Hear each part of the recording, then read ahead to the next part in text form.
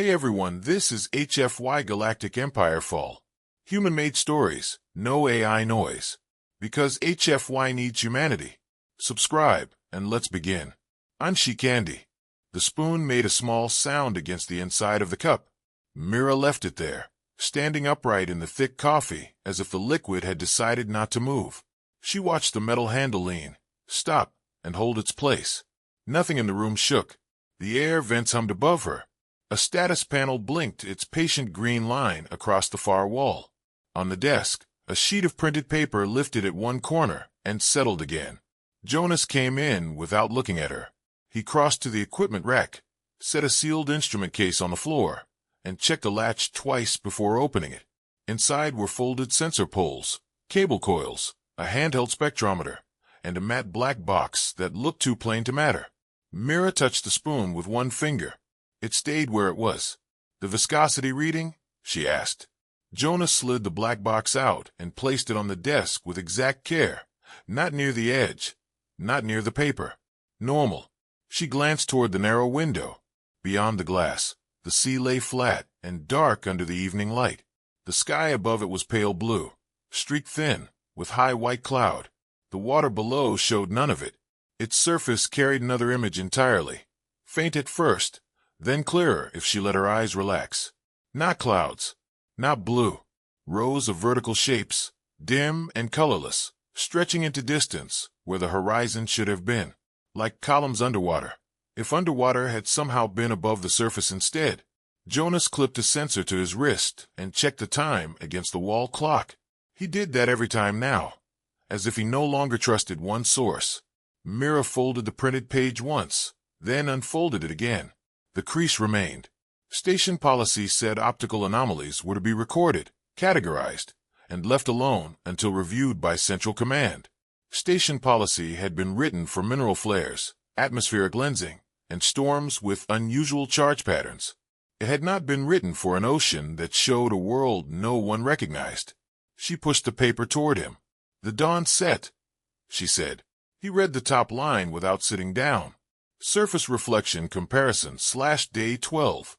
Below it were the camera stills, arranged in pairs. Sky image on the left, sea image on the right. In each pair, the left side changed with weather and light. The right side held the same pale structures, as if time on the water had stopped and chosen another place to repeat. Jonas looked at the fourth pair the longest. The angle shifted by 0.4 degrees. Wind. None worth the number. He said nothing. He picked up the page, carried it to the window, and held it beside the view outside. Paper in one hand, sea in front of him. After a moment he lowered it again and set it down precisely over the same mark it had left in the salt film. Mira took the spoon out of the cup, wiped it on a cloth, and placed it beside the tray. In the silence, a relay clicked somewhere behind the walls. "We have another transmission window in 40 minutes, she said. Jonas checked the seal on the black box again. "And they'll say wait." "They already said wait." He nodded once. Agreement, not argument. Mira turned toward the window again. Pelagos Station had been built on the southern edge of the basin because the water was stable, mineral-rich, and remarkably dull. No tides. No large fauna. No significant storms over the surface. A calm body under a thin atmosphere. Useful, quiet, measurable. Then 12 nights ago, at sunset, the reflected stars failed to appear. By morning the station had 3 teams on the western deck, 10 cameras in place, and a first report so cautious it sounded embarrassed. Possible atmospheric inversion. Possible electromagnetic interference. Possible sensor contamination. By the second day, they had ruled out contamination. By the fourth, interference. On the 6th day, Central stopped suggesting explanations and began requesting more careful language. Jonas took one of the sensor poles from the case and extended it with a clean snap. "No deck team tonight," Mira said. He looked up. "You changed the schedule." "I changed the exposure." He waited. She walked to the wall panel and tapped the station map alive. A blue grid hovered over the basin. Marker points blinked along the southern edge, where previous measurements had been taken. "The surface readings are consistent within 2 meters of the shore platforms," she said. "Not beyond." Jonas studied the grid. We've been sampling the edge because Command wanted minimum risk. The pattern isn't changing there. If there's a transition line, it's farther out. He looked at her, then at the water.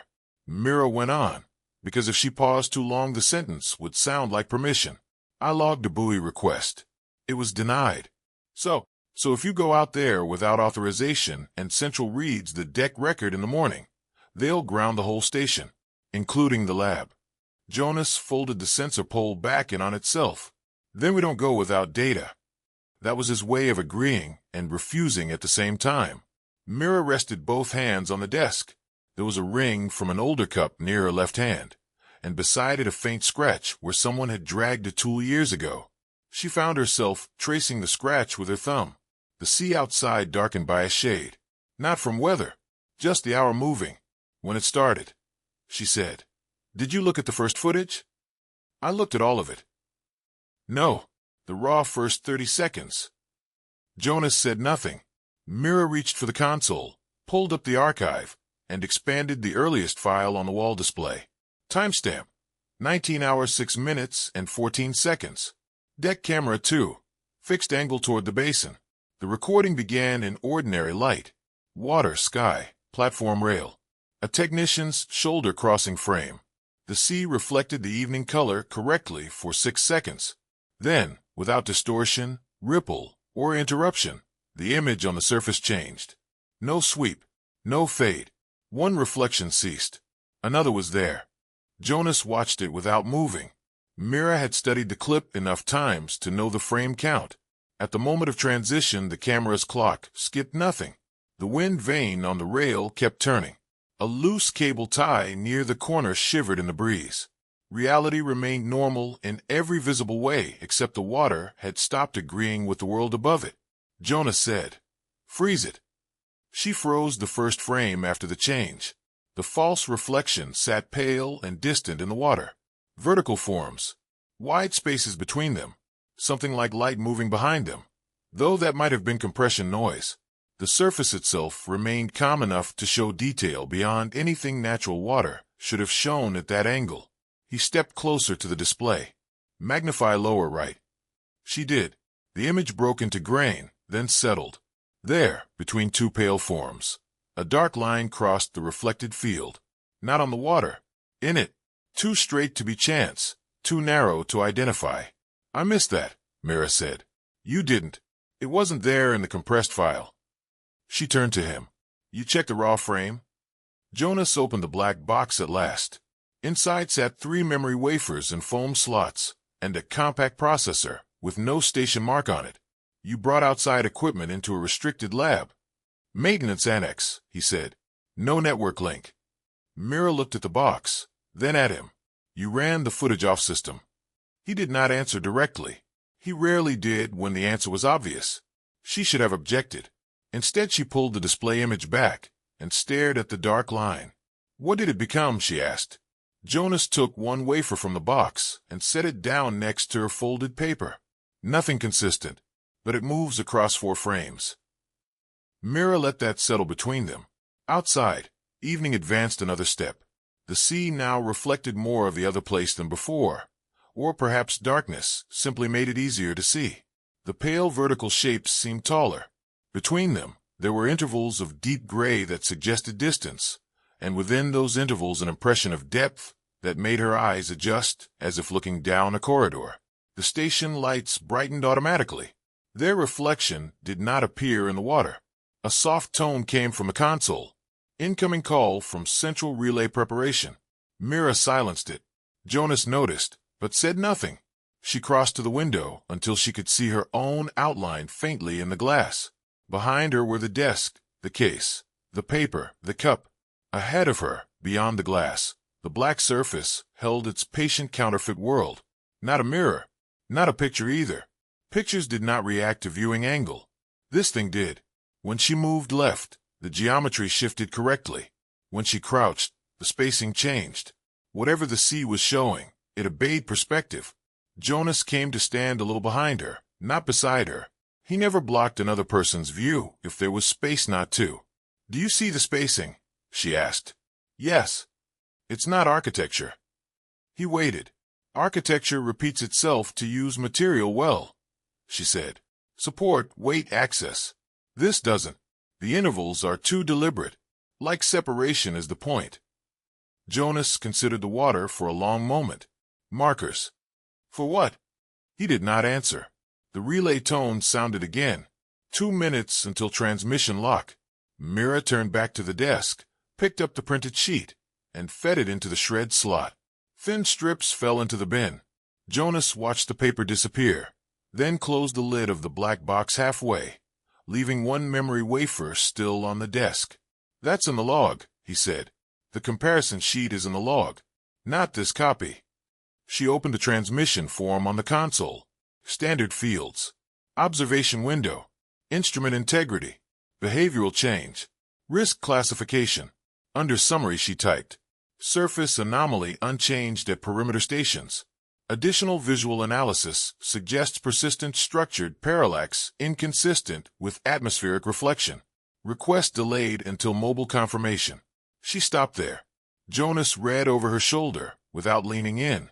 You're not sending that. No. The relay tone sharpened. Connection ready.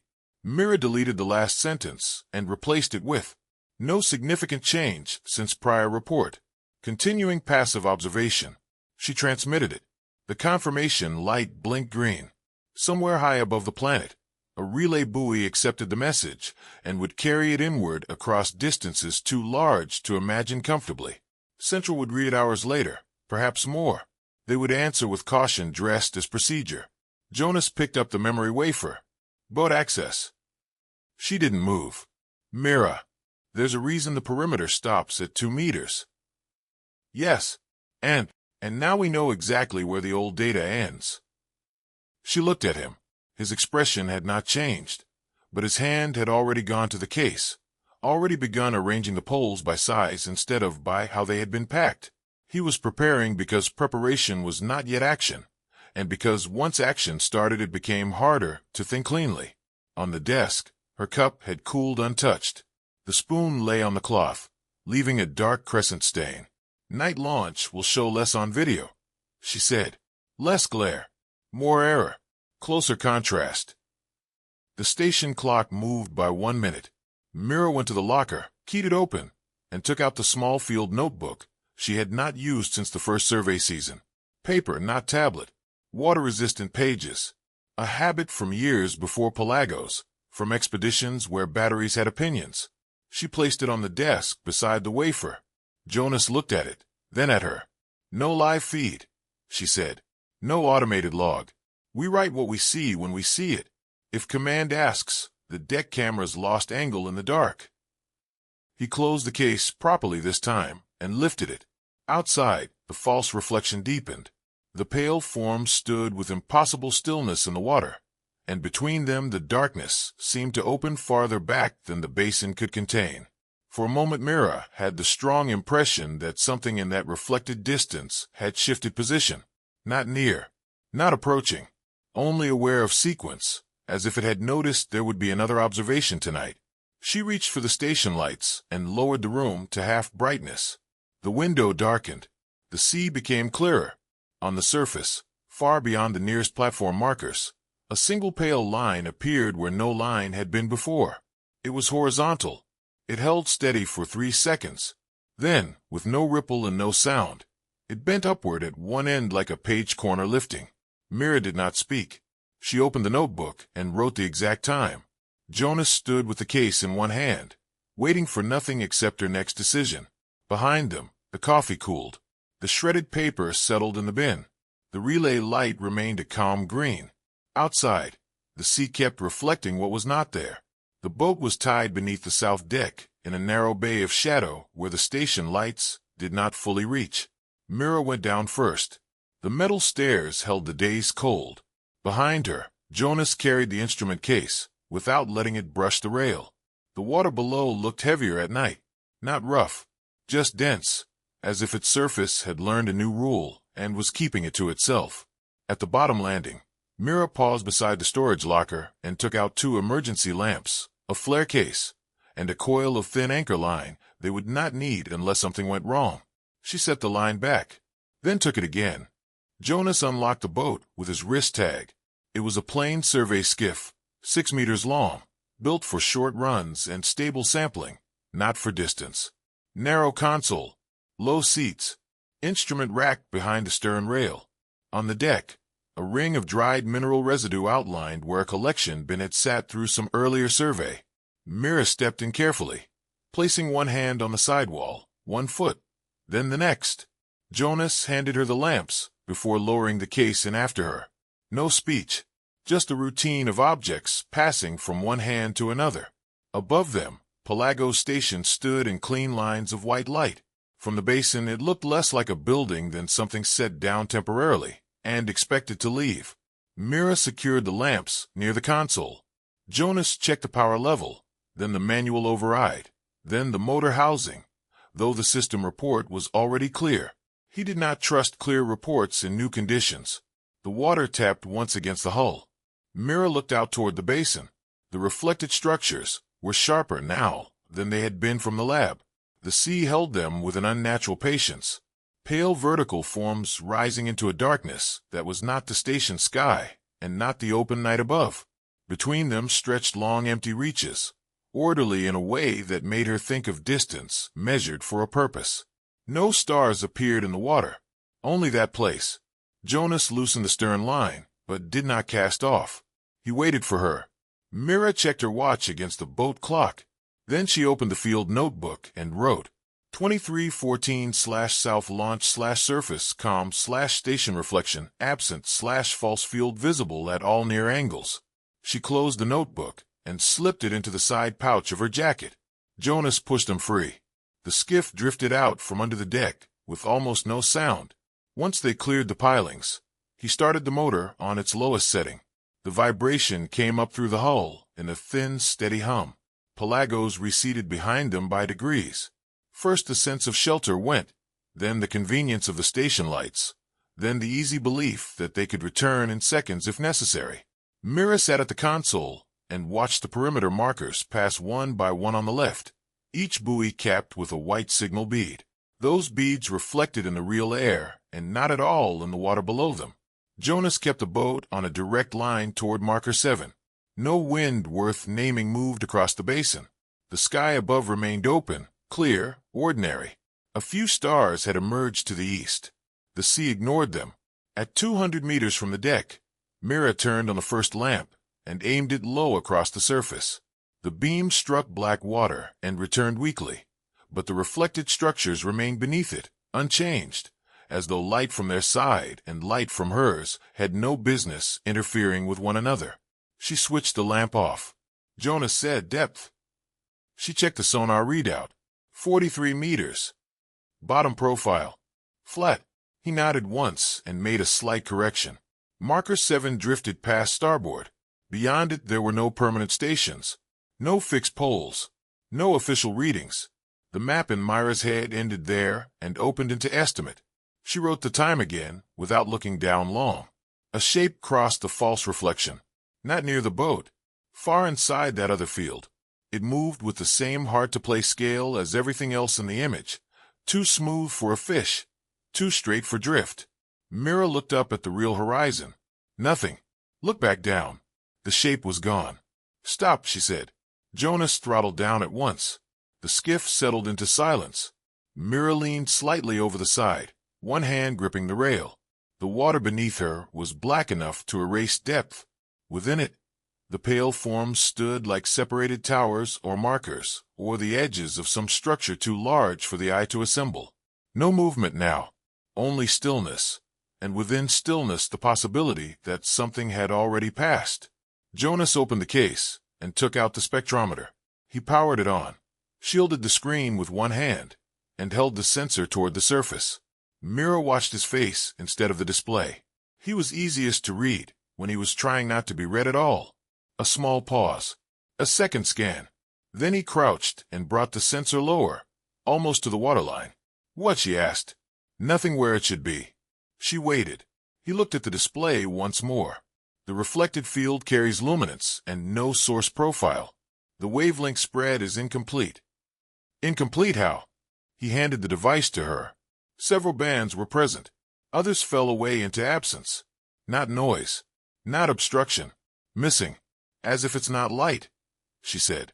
He took the device back. As if it's only the parts needed to be seen. The sentence stayed between them longer than either of them seemed to want. Mira turned in her seat and looked behind them. The station had become a white geometry on stilts, neat and very far. She could still see the lit strip of the south deck. The lab window was one bright rectangle among many. Beyond the station, land rose low and dark. There should have been comfort in that. Fix things. Familiar scale. Instead it looked arranged, almost fragile, as if the basin had decided to tolerate human edges for the time being. Jonas deployed the first sensor pole over the side.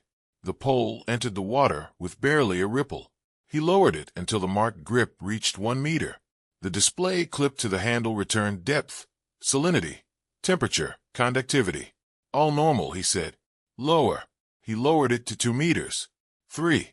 At 4 meters the display blinked once and reset. Jonas pulled the pole up 10 centimeters. The numbers returned. Lowered again. Blank.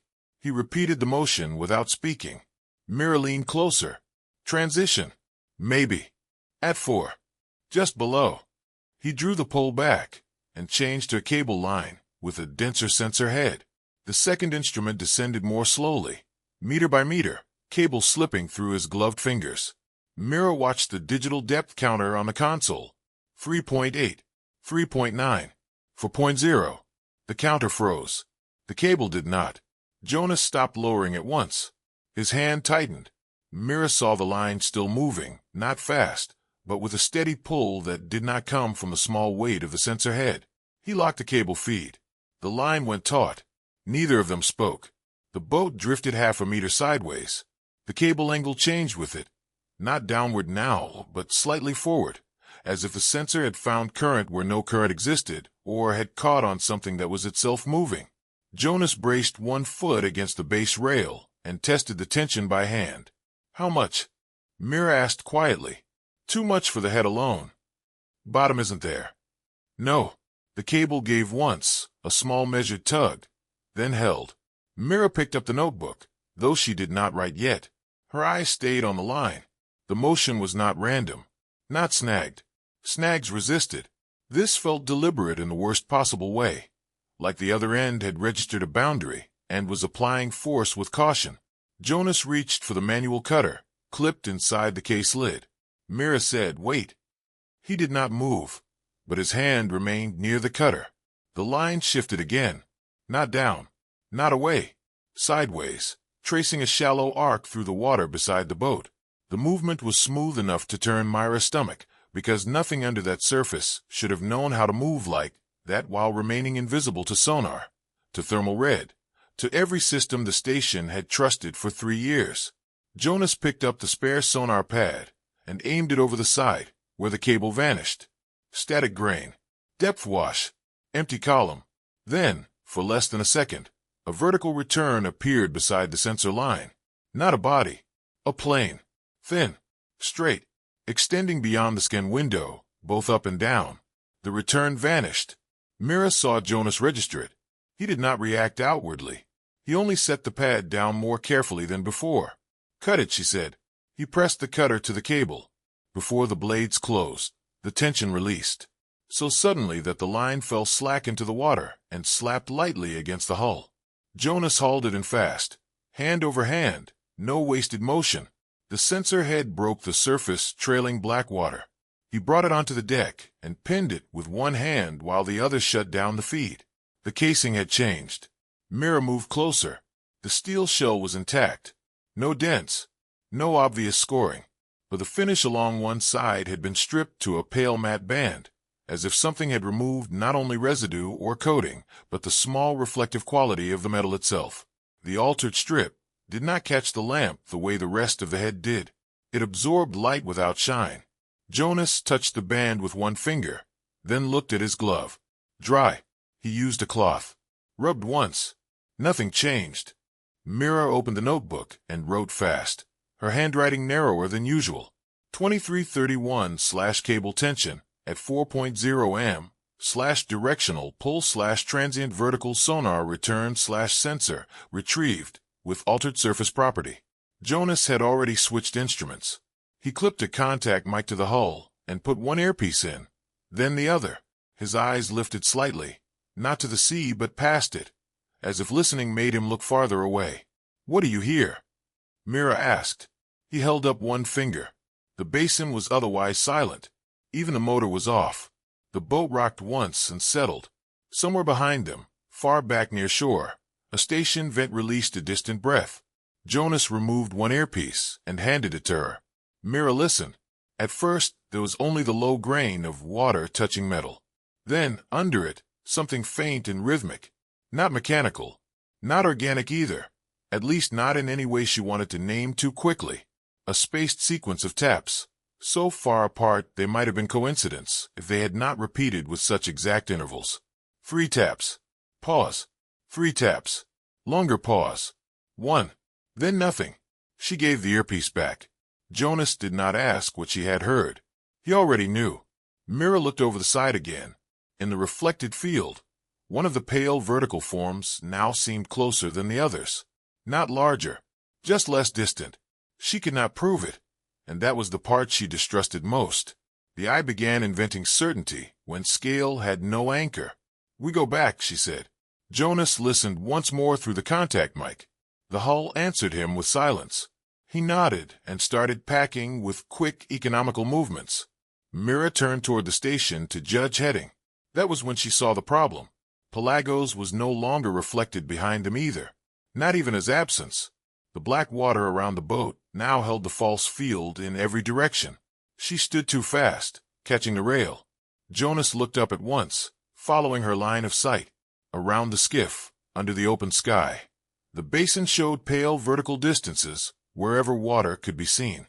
Near the hull, beyond the stern, off both sides, the station lights shone over the surface and entered nothing. The boat had not crossed into a patch. The patch had closed around them. Jonas restarted the motor. This time, when the skiff turned, there was no visual change in the reflected field. No shift of perspective tied to their heading. Only the same pale separations, sliding under them as if the water's new image no longer cared where the real world was. Mira felt the notebook press against her palm. She had forgotten she was still holding it open. Then, from somewhere below the hull, came one soft knock. Not the random tap of drifting debris. A single measured contact. Jonas increased power. Another knock followed, this time along the starboard side, traveling lightly from bow toward stern like fingertips, testing the length of the boat. Neither of them spoke. Ahead, Pelagos station remained fixed in the real night, bright and silent on its pylons, while the water beneath them reflected a place that was beginning, with careful precision, to answer back. The motor held a steady note, thin but reliable. Jonas kept it just below strain, one hand on the throttle, the other resting near the console, as if ready to correct something that had not happened yet. The boat moved forward. The station stayed where it was supposed to be, a clear shape against the dark land beyond. The water beneath them did not agree. Mira closed the notebook and slid it back into her jacket. She leaned slightly over the console, not enough to lose balance, just enough to see the surface near the bow. The false field remained intact, its pale structures gliding under the hull with a slow, deliberate motion that had no relation to the boat's speed. When Jonas increased power, the perspective did not compress the way real reflections did. The intervals stayed exact, as if the image belonged to a different coordinate system entirely. Another knock came, softer this time, near the stern. Jonas did not look back. Mira said, "Hold the speed." He did. The boat cut forward, leaving no visible wake in the reflected field. In the real water, there was the usual disturbance, small, consistent, trailing behind. But the other image ignored it. No ripple, no break. It accepted the boat's passage without recording it. Mira reached for the lamp again and switched it on, angling the beam down the side. The light slid over black water, returned faintly, and passed through the pale vertical forms as if they were not there. "Angle change," she said. Jonas adjusted course 5 degrees to the right. The station shifted slightly in their view. The field beneath them did not. She watched for the smallest delay, any sign that the two were linked even loosely. There was none. The knock stopped. That silence was worse. Jonas eased the throttle a fraction higher. The motor's tone rose. The boat responded with a small lift at the bow. They began to close the distance to Pelagos at a pace that felt like progress. Mira kept her eyes on the water anyway. There was a line now. Not the same one as before. This one lay ahead of them, faint and horizontal, stretching across the false field like a boundary drawn without emphasis. It did not move with the rest of the image. It held its place, while the vertical forms slid behind it. "Do you see it?" she asked. "Yes. Don't cross it." Jonas reduced power at once. The boat slowed. The line grew more distinct as they approached, not brighter, not darker, just more present, as if the mind needed proximity to accept that it existed at all. Mira picked up the spectrometer again. She held it low over the side, aligning the sensor with the line. The display flickered, then settled into the same incomplete band pattern as before. "No change," she said. Jonas brought them to a near stop 2 meters short of the line. The skiff drifted forward another half-meter on its own momentum, and then held. Mira watched the line carefully. It did not respond. No distortion. No shift. She leaned slightly closer. The line had thickness now, a narrow band rather than a single trace. Within it, the pale field seemed less stable, as if the intervals between the vertical forms lost precision. Not chaos, just uncertainty. The way a drawn grid loses clarity where it crosses a crease in paper. "Lower something," she said. Jonas reached for the shorter sensor pole this time. He extended it and moved to the bow, placing one foot against the forward rail for balance. Mira held the console edge, watching both him and the water. He lowered the pole slowly. The tip touched the surface. Nothing changed. He pushed it down 10 centimeters. The pole entered without resistance. The display on the handle read normal values. 20 centimeters. 30. At 40, the numbers blinked once. He stopped. Mira held her breath without realizing it. The pole remained still. Then, gently, without any force visible in the water, the tip of the pole shifted sideways along the plane of the line. Jonas tightened his grip. The motion was controlled. Not a pull. Not a drift. A guided slide, as if the pole had been placed against a surface that could direct it without pushing back. "Bring it up," Mira said. He did. The pole came free easily. He held it under the lamp. The metal showed a faint band where it had crossed the line. Not stripped like the sensor had before, just altered. The finish looked slightly duller, less willing to reflect. Mira touched it with her fingertip. Cool. Dry. She wiped it with the cloth. No change. Jonas collapsed the pole and set it aside. Neither of them looked at the line for a few seconds. Then Mira said, "It's not in the water." Jonas nodded once. "It's intersecting it." Yes.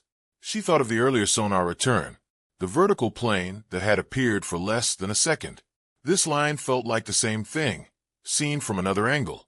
Not a thing inside the basin, but something passing through it, using the surface as a place to show part of itself. Mira opened the notebook again. 2346/horizontal boundary observed/physical interaction with probe/lateral guidance/material alteration consistent with prior retrieval. She stopped writing and listened. There was a sound again, faint and rhythmic, but not from the hull this time. It seemed to come from the water itself, or from the space just beneath it. The same pattern as before, but slower. 3. Pause. 3. Longer pause. 1. She looked at Jonas. He had heard it too. His posture had shifted, not in fear, not in tension, just in attention. He turned his head slightly, as if aligning his ears with something that did not travel in straight lines. The pattern repeated. Mira said, "It's consistent." Jonas nodded. "Record it," she said. He clipped the contact mic back to the hull and activated the recorder. The device showed a thin waveform, barely above baseline. The pattern came again. 3. Pause. 3. Longer pause. 1. Mira watched the line. On the third repetition, something changed. Not in the sound. In the field. The vertical forms beyond the line shifted, just enough to suggest a change in alignment. The intervals between them adjusted by a fraction, closing slightly, then returning. Jonas saw it. Response, he said quietly. Mira wrote one word in the notebook, responsive. She closed it again. The station lights flickered once in the distance. Both of them looked up. Pelagos remained steady, but the flicker had been real. A brief drop in brightness across the south deck, then a return to normal. Mira checked her watch. Jonas checked the boat's power readout. No anomaly on their systems. The line in the water remained unchanged. Go around it, Mira said. Jonas nodded. He eased the throttle forward and angled the boat slightly left, keeping a careful distance from the boundary. The skiff moved parallel to the line, the station now off their right front. As they advanced, the line extended with them, maintaining its position relative to the field, not the boat. It was not anchored to any point in the basin. It existed in the same independent frame as the vertical forms. Mira kept the lamp off now. She wanted to see the field without interference. The pale structures seemed closer here. Not larger, still the same scale that refused to resolve, but less distant. The sense of depth increased. Between them, the dark spaces felt more open, as if something could move through them without obstruction. She found herself counting the intervals. 1, 2, 3, then a wider gap, then 4 more. Not random, not repeating either. A pattern that changed slowly over time. Jonas said, "Distance to station?" She checked. 300 meters. Keep it. He adjusted course slightly, maintaining a steady arc that would bring them back without crossing the line. The sound pattern continued. 3. Pause. 3. Longer pause. 1. Mira said, "It's not just repeating." Jonas listened. "The pauses are changing," she added. He nodded. "Shorter second pause now," he said. They both watched the waveform on the recorder. The spacing had indeed shifted by a small but measurable amount. "Adaptive," Mira said. Jonas did not respond to the word, but he did not reject it either. Ahead, the station grew larger. The white lines of its structure regained detail. Individual lights became distinct points. The deck rail came into view. Mira felt the distance in her chest without naming it. Behind them, the line in the water began to fade. Not disappear, just lose definition, as if its presence depended on proximity. The vertical forms remained. The sound pattern slowed. 3. Pause. 3. Longer pause. 1. Then nothing. Jonas removed the earpiece. Mira watched the water until the line was no longer visible at all. The field still surrounded them, but it felt less immediate, less engaged. The structures receded into a kind of background, still wrong, still present, but no longer interacting. As they passed marker 7 again, the first faint reflection of the station lights appeared on the surface. Not full, just a thin suggestion. Mira saw it and did not comment. Jonas saw it too. Neither of them said anything. The boat slid back under the south deck. The shadow closed around them. The water beneath the hull returned to its ordinary black, holding only the dim shapes of the pilings and the faint glow of the station above. No pale structures. No lines. No sound. Jonas cut the motor. Silence settled. Mira stayed seated for a moment longer, her hands resting on the console. Then she stood. Jonas secured the boat. They moved back up the stairs in the same order as before.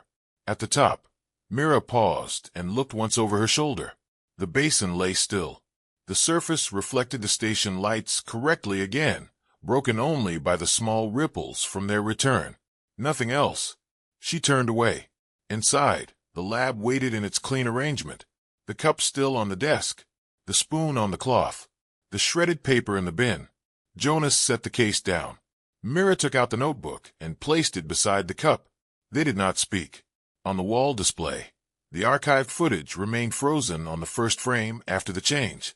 The pale structure stood in that image exactly as they had in the water, unmoved, unexplained. Mira reached for the console and brought up the station's environmental log. There was a new entry. Timestamp, 2352. Source, internal. Content, 1 line. Signal registered. No classification. She read it once. Then again. Jonas came to stand beside her, not touching the desk, not touching anything. They both looked at the single line on the screen. The room remained quiet. The spoon left its faint stain on the cloth. The notebook lay open to the last page. Outside, the sea reflected the station again, as if nothing had changed. The cloth had begun to dry at the edges. Mira noticed it when she reached for the spoon again. The crescent stain had lightened, leaving a faint outline where the liquid had been. She folded the cloth once and set it aside, then unfolded it and placed it back exactly where it had been. Jonas stood at the console, not touching it. The line remained on the display. Signal registered. No source. No frequency band. No attached data. Just the statement, inserted into the station log as if it belonged there. Mira scrolled up. No prior entry used that format. All other logs carried identifiers, system tags, reference codes. This one sat alone, precise and incomplete. She opened the system audit. Internal origin, she said. Jonas nodded. Subsystem. She expanded the trace. Distributed, she said after a moment. It didn't come from a single node. He shifted his weight slightly, closer to the console, but still not reaching for it. Convergence, he asked. Looks like it. Mira watched the trace lines branch and collapse into the single entry. Multiple systems contributing fragments of something that had no direct path. Environmental sensors, structural monitors, even the maintenance loop that checked door seals and light levels. All of them had recorded something at the same moment. None of them had recorded what it was. Jonas reached for the black box and removed the memory wafer. He placed it beside the notebook, then opened a portable reader and slid the wafer in. Mira didn't look at him. She brought up the audio capture from the boat. The waveform appeared thin, almost flat. She played it once. Nothing at first. Then, under the noise floor, the pattern emerged. 3. Pause. 3. Longer pause. 1. She played it again. The spacing between the pulses was not identical to the earlier recording. Close. Not exact. Jonas said. Overlay. She did. The two waveforms aligned imperfectly. The differences were small, but they were there. The second set compressed slightly, as if whatever produced the signal had adjusted its timing. Mira stopped the playback. She wrote in the notebook, without looking down. 007/internal log, event/distributed source/audio pattern variation. Jonas had finished loading the wafer. He turned the small screen toward her. For frames from the earlier footage filled the display, enhanced and stabilized. The dark line Mira had noticed in the lab was clearer here, sharper at the edges. It's not a line, Jonas said. Mira leaned closer. He tapped the screen. The shape extended beyond the visible area, cut by the frame edges. It had depth, not thickness. A plane, like the sonar return, but intersecting the reflection at an angle. Same as the boundary, she said. He nodded. Different orientation. Mira looked at the wall display again. The frozen frame of the original anomaly showed the pale structures, unchanged. Show me the sequence, she said. Jonas advanced the frames one by one. The plane shifted across the field, slow and steady, not reacting to anything in the recorded scene, moving according to its own logic. Direction, she asked. Not relative to us, he said. She understood. The motion had no relation to the camera, the water, or the sky. It was moving within whatever system the reflection belonged to. Mira stepped back from the console. The room felt slightly smaller than before. Not physically, just in the way attention filled it. She turned toward the window. The sea outside reflected the station lights again. Clean lines. Familiar geometry. No trace of the pale field. If she had not been on the boat, she could have believed the anomaly had paused. She did not believe that. Jonas closed the portable reader and set it down beside the case. Mira picked up the spoon again. She held it over the cup. The coffee had cooled completely. The surface was still. She lowered the spoon into it. The metal entered easily, displacing the liquid in a small, ordinary way. No resistance. No hold. She stirred once, slowly. The surface responded exactly as expected. She lifted the spoon and watched the coffee drip back into the cup. Local consistency, she said.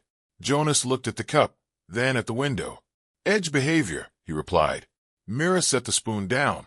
The idea settled between them. Not everywhere. Not always. Conditions. She moved back to the console and opened the environmental grid. Time correlation, she said. Jonas stepped closer. She aligned the internal log event with the boat's recorded timestamps. 23:52. They had been inside the boundary at that moment. The signal had registered while they were still on the water. Not local to the station, Mira said. No, not local to the boat either. He didn't answer, but his silence held agreement. Mira expanded the station's sensor logs around the same time. Small fluctuations appeared. Nothing that would have triggered an alert on its own. A slight drop in ambient electromagnetic noise. A brief stabilization in thermal variance across the outer hull. Minor, isolated. Together, they formed a pattern. Alignment, she said. Jonas watched the data scroll. With what, he asked. Mira didn't answer immediately. She adjusted the display, overlaying the sensor fluctuations with the audio waveform. The peaks did not match. The intervals did. 3. Pause. 3. Longer pause. 1. The same structure. Different systems. She stepped back. It's not a signal we're receiving, she said. Jonas looked at her. It's a pattern we're matching. He considered that. Then he nodded once. Mira closed the display. The room returned to its quiet arrangement. Desk, cup, cloth, notebook, case. The small details held their places, unchanged. She picked up the notebook again and turned to a fresh page. Her handwriting was steady. 019/pattern correspondence across systems, /station, response not passive. She stopped writing. Jonas moved to the window. He stood there for a long moment, looking out over the basin. Mira joined him, not too close. The sea lay still. The reflection of the station was intact, but something in the alignment of the light felt off. Subtle, not visible directly. She narrowed her eyes. The reflection lagged. Not by much. A fraction of a second.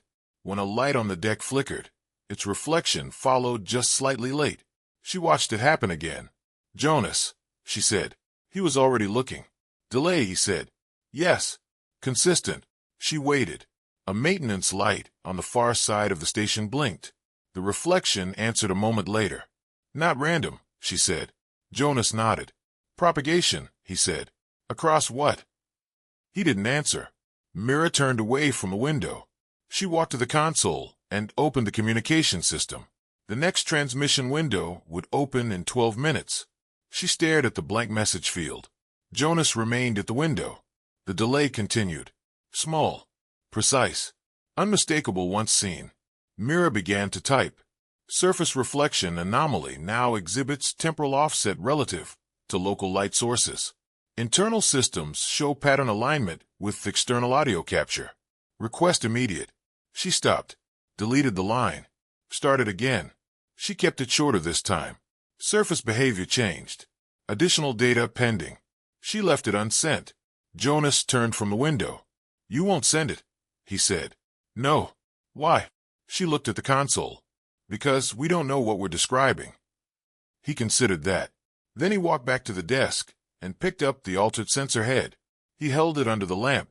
The pale matte band absorbed the light. No reflection. No shine. Mira watched him. He set it down beside the cup. The two objects sat next to each other. One ordinary. One changed. No visible boundary between them. Mira said, if it's alignment. Jonas looked at her. Then it's not trying to be seen, she continued. He waited. It's trying to match. Jonas glanced toward the window again. The delayed reflection continued its quiet imitation. Of what, he asked. Mira didn't answer. She picked up the notebook and flipped back to the earlier entries. The times. The observations. The pattern. 3. Pause. 3. Longer pause. 1. She tapped the page lightly with her finger. Jonas followed the motion. It's not random, she said. No. It's structured. Yes. She closed the notebook. The room felt steady again. Not safe. Just stable. Outside, the sea reflected the station with its slight delay. Inside, the systems held their quiet alignment. Mira moved to the wall panel and dimmed the lights further. The room softened. The window darkened. The reflection became clearer. She watched the delay. Counted it. Not in seconds. In beats. 3. Pause. 3. Longer pause. 1. The reflection followed. Not perfectly. Closer than before. Mira stood very still. Jonas did the same. Neither of them spoke. On the desk, the spoon rested on the cloth. The notebook lay closed. The altered sensor head held its matte band without change. Outside, the sea continued its careful imitation. Inside, the station adjusted by fractions. And somewhere between the two, something had begun to learn the timing. The ceiling light hummed at a lower pitch when Mira dimmed it further. Not a new sound, just easier to notice now that everything else had settled. She stood near the console without touching it. Her attention divided between the screen and the window. The delay in the reflection had narrowed again. It was still there, but smaller, tighter, as if the surface outside was adjusting its response with care. Jonas moved to the equipment rack. He opened the case and removed the contact mic. The cable coiled loosely in his hand. He didn't ask. He didn't need to. Mira saw the motion. Inside, she said. He nodded. She didn't object. Jonas knelt beside the floor panel near the base of the wall, where the structural frame met the inner plating. He clipped the mic to the metal seam, pressed it firmly into place, and connected it to the recorder. Mira turned down the room audio feed. The recorder showed a line. Flat. Jonas put in one earpiece. Mira watched his face. A few seconds passed.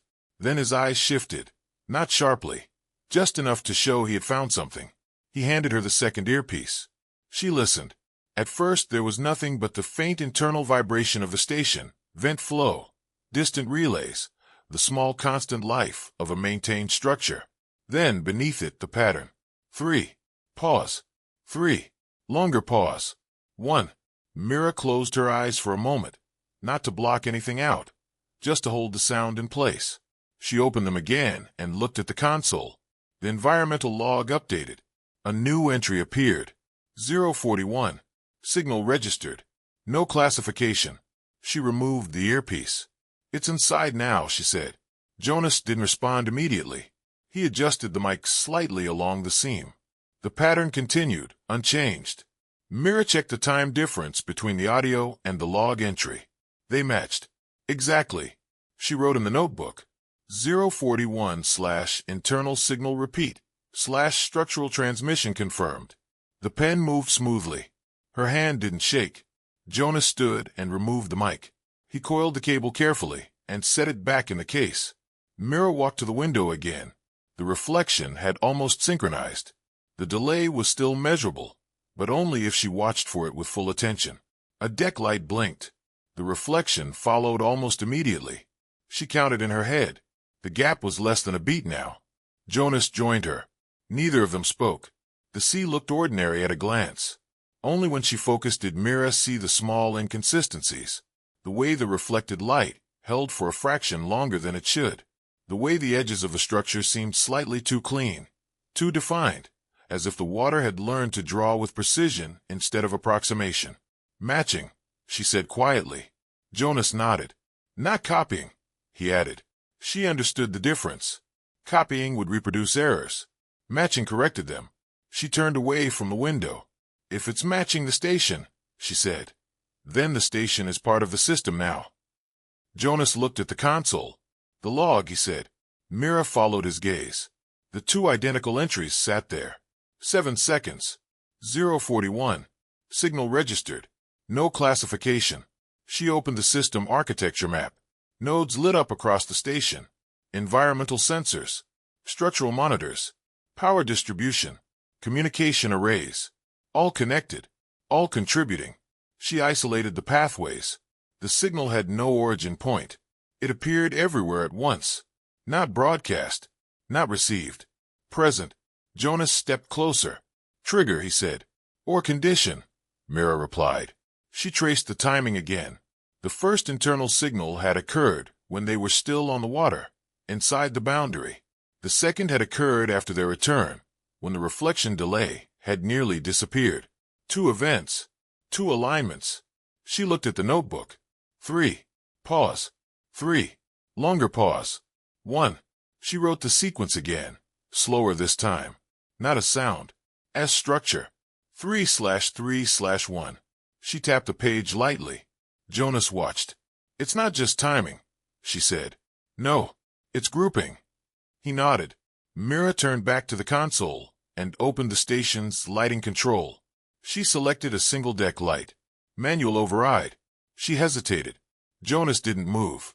Mira pressed the control. The light blinked once. Outside, the reflection followed. Not perfectly. A slight delay remained. She pressed it again. Blink. Reflection. Closer. She pressed it a third time. Blink. Reflection. Almost immediate. Mira stopped. The pattern in her head aligned with the pattern on the page. 3. Pause. 3. Longer pause. 1. She waited. Nothing happened. Jonas said, "Continue." Mira pressed the control 3 more times. Blink. Blink. Blink. The reflection followed each one. Now the delay was almost gone. She waited again. Longer this time. The room felt still. The hum of the ceiling light softened. The air seemed to hold its place. Mira pressed the control once more. Blink. The reflection answered instantly. No delay. None. Mira lowered her hand. Jonas watched the window. The reflection remained perfectly synchronized. No lag. No drift. Exact. Mira stepped back from the console. The pattern had completed. 3. Pause. 3. Longer pause. 1. The station had matched it. Or the other way around. The environmental log updated again. 049. Signal registered. No classification. Mira didn't look at the entry. She watched the window. The sea held the station's image without delay. Perfect alignment. For a moment, everything felt stable. Then the reflection changed. Not abruptly. Not like the first time. Slowly. The edges of the reflected structure softened. The clean lines blurred. The light spread slightly beyond its boundaries. Mira felt it before she fully saw it. The reflection was no longer just a station. It was becoming something else again. Jonas stepped closer to the glass. The pale vertical forms began to reappear, faint at first, layered beneath the station's image. Not replacing it, coexisting. 2 systems occupying the same surface. Mira moved to the console. She didn't touch anything.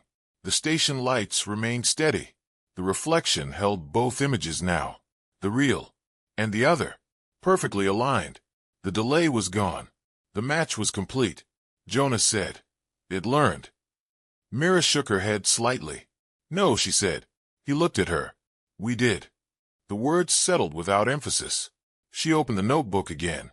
049/manual pattern execution /full synchronization achieved /dual field reflection observed.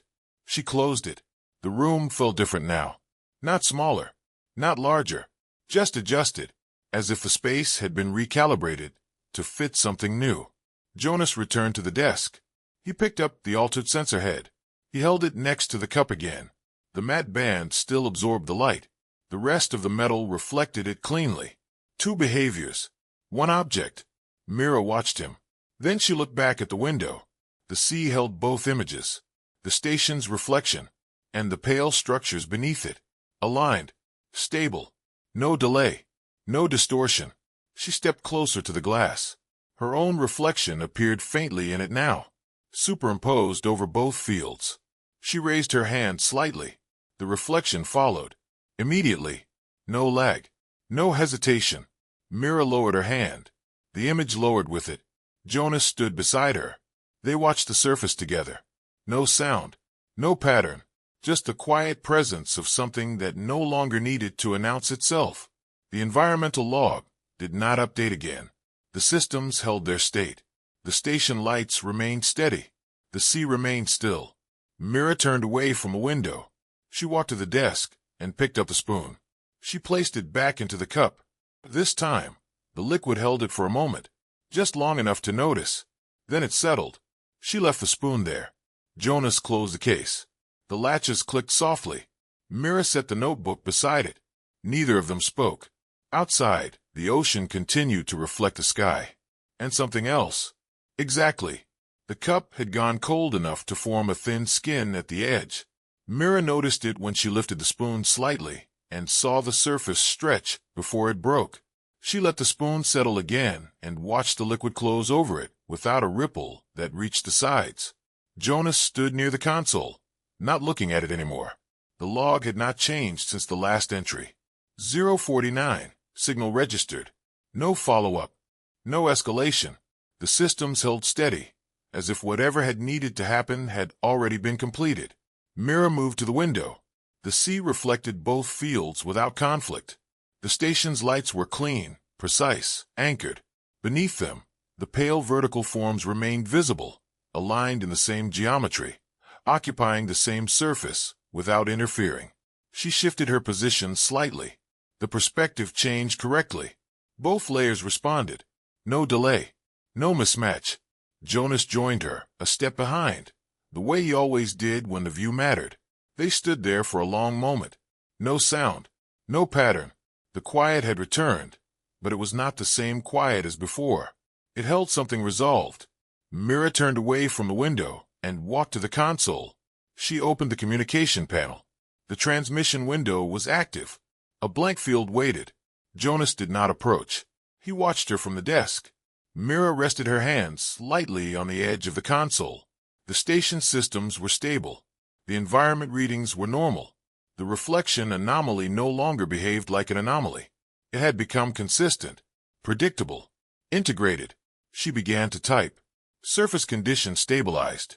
Reflection behavior now synchronized with station systems.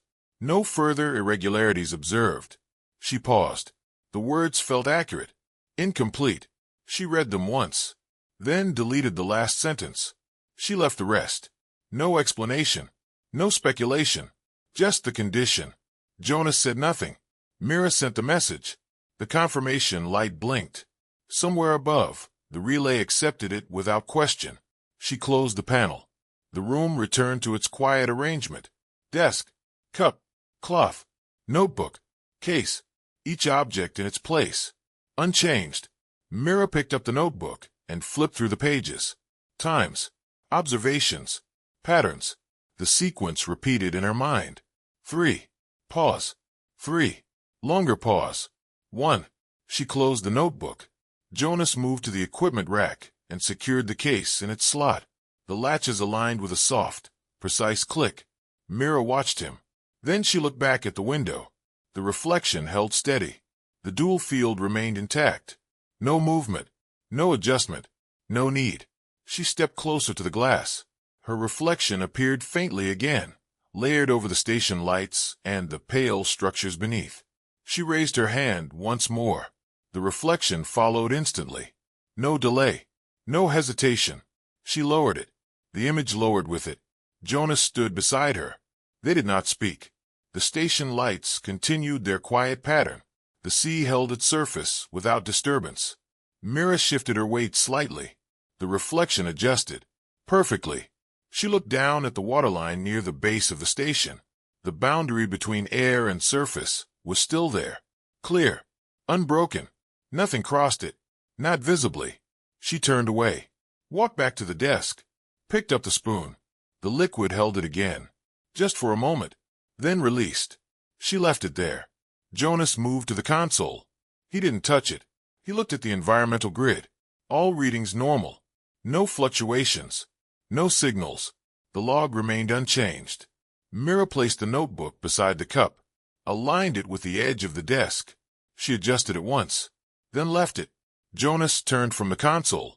They stood in the center of the room. No movement. No urgency. The work was done, or had reached a point where no further action was required. Mira walked to the wall panel and adjusted the lights slightly. The room brightened by a small degree. The window reflection shifted accordingly. The sea responded immediately. The alignment held. Jonas watched the change. Then he moved to the window again. He looked out over the basin. The land beyond remained dark. The sky above clear. The sea below precise. Mira joined him. They stood there together. The station behind them. The ocean ahead. No distinction between what was reflected and what was not. Only the surface. Only the alignment. After a while, Mira stepped back. She returned to the desk, sat down, rested her hands on either side of the cup. The spoon remained upright for a second, then leaned. then settled. Jonas stayed at the window. He did not move. The room held its quiet. The systems held their state. The log did not update. Outside, the sea continued to reflect the sky, and the structures beneath it, and the station, all of it, at once. Mira looked at the notebook one last time. She did not open it. She left it closed, aligned, complete. Jonas turned from a window. He walked to the equipment rack, checked the case once, then left it. He crossed the room, paused near the desk, looked at the cup, at the spoon, at the notebook, then at Mira. No words. He moved past her, toward the door. Mira remained seated. The room stayed still. The light held steady. The reflection outside did not change. Jonas reached the door, opened it, stepped through. The door closed behind him with a soft, controlled sound. Mira sat alone. The cup, the cloth, the notebook, the quiet. She looked at the window. The sea reflected everything. Exactly. No delay. No difference. She reached for the spoon once more, lifted it, watched the liquid stretch, break, settle. She placed the spoon back down. Then she stood, walked to the window, stood where Jonas had stood, looked out. The basin was still, the reflection complete. Mira raised her hand one last time. The image followed. Instantly, she lowered it. The image lowered. She remained there, watching, not waiting, not expecting, just observing. Behind her, the desk remained unchanged. The notebook closed. The cup cooling. The spoon resting. The systems quiet. Outside, the ocean held its surface, and everything on it, and everything beneath it, without distinction, without delay, without need for correction. Mira did not move. The room did not change. The reflection did not shift. The pattern did not return. There was nothing left to match, only the alignment, and the stillness that followed.